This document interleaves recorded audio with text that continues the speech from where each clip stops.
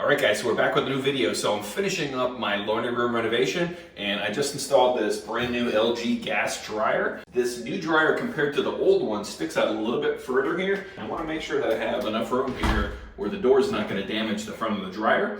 So there is an option on this dryer to side vent it, and I'm going to show you that.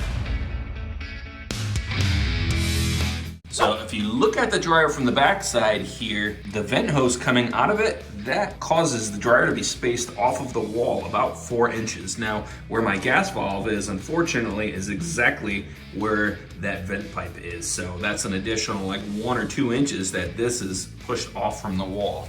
And you can see the side profile here. So we're very close to this rear door here, and I don't want to take the chance of this brand new dryer getting smashed by someone coming in the door just in case this thing ever moves. So they give you an option for a side vent, and you can actually see the knockout panel down here, right there. So on the gas dryer, you cannot use the right side because the gas line goes through there, but you can use the left side. Before we do this, what we want to do, we want to be safe. We want to shut off our gas and disconnect the electrical here. So we're just going to unplug this.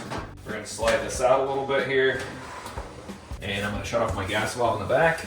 We're going to disconnect our gas line after the gas valve is shut off. Now, don't be worried if you do smell a little bit of gas smell. That's the mercaptan in the gas that they put in there. It smells like rotten eggs, so you probably will smell it after you disconnect the line here. Just make sure that it is shut off. Now, you can see where the dryer line comes off of the back here. I actually have a little, like a quick disconnect coming out of the wall here for this. So I had this all taped up. So what we're gonna do is we're gonna remove the tape, we're gonna remove the hose clamp from here, and then we're gonna get into installing the side vent mounting kit. So now that we have this disconnected, we're just gonna set this to the side. Now, just like on the right side, the left side also has a little knockout right here. Now I'm gonna show you the install kit here for the side vent. It comes with some instructions, comes with a block off plate here for the back of the dryer. And when you buy this kit, I'll put a link in the description. I picked this up off of Amazon. You want the solid welded elbow. There's some that have like a slip joint on them, almost like an AC vent. Those actually leak, so you want to use this particular one. And it comes with 2 other fittings here. One of them has a tab on it. And this is important right here because this is actually going to mount inside of the dryer and keep all of this locked in place. One other thing that the kit doesn't come with that you want to make sure that you have is some foil HVAC tape. And that will help you seal up all the rest of this in here and keep any lint from being deposited inside of your dryer. Now, the first step, there is a screw right here, and it is a Phillips screw. So you're gonna need a Phillips screwdriver. So all you wanna do is just loosen the screw, set that to the side, and then just pull straight out. And then the existing duct will come right out. It looks just like this. So now we have a better view of this knockout. After you pop this out, you're just gonna throw it away anyways. So if you do damage the actual inside piece here, it's nothing to worry about. Now, to get this out, you just wanna make sure you don't hit the side of the actual dryer itself. You wanna hit the knockout. So give it a little whack. And you just kinda wanna bang it a couple times like that. It sounds bad, but once you have that popped out and you can reach your hand in here, you just kind of rock it back and forth. And then that knockout will come right out. So here's the inside view. You can see where the old vent tube connected to straight ahead there, and then you see this little black tab on the bottom. This is the first tube that we're gonna install. This is the one that has the tab on it. There's 2 of them, they're both straight. One of them has a tab, one doesn't. Now, this is not gonna fit through the back of the dryer, so you're gonna have to put it through the side here. And then that little tab on the bottom, you wanna match up with the black tab that was pre-existing inside of the dryer. Now, in the kit, they give you this block-off plate with this little black screw. That black screw is gonna be the screw that mounts that bottom tab on the new pipe to the bottom tab inside of the dryer.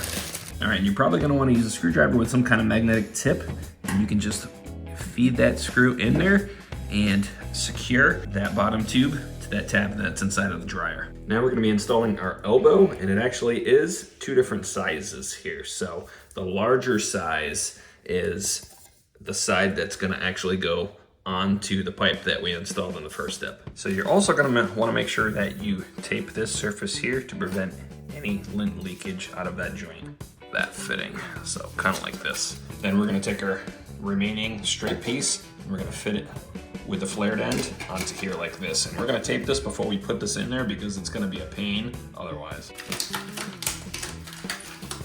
And this entire piece, we're just gonna slide in. And we're gonna slide the elbow in and then over that other tube inside. All right, and now we are gonna tape the elbow to that other piece.